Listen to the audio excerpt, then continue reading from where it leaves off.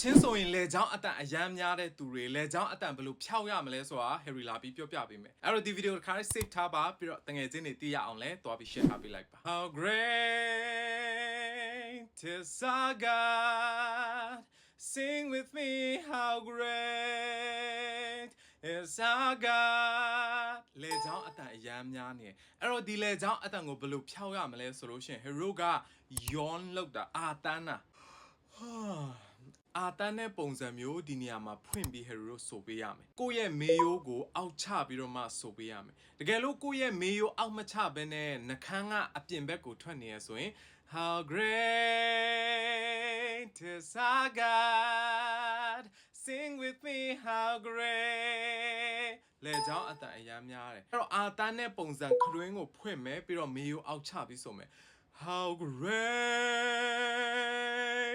is our God Sing with me how great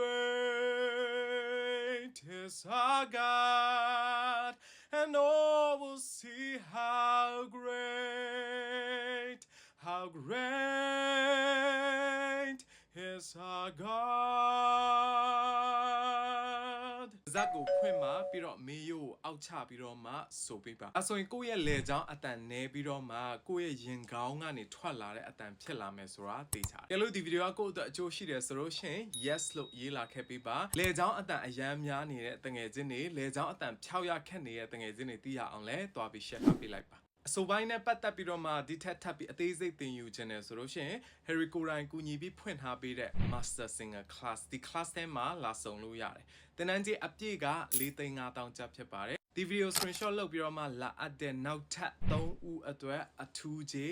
3,500ကျပ်နဲ့ချက်ချင်းရရှိမှာဖြစ်ပါတယ်။အထူးကြီးအမိရချင်သူများ screenshot လုပ်ပြီးတော့မှ admin စီမှာတွားယူလိုက်ပါ။ class မှာပြန်ဆောင်ကြ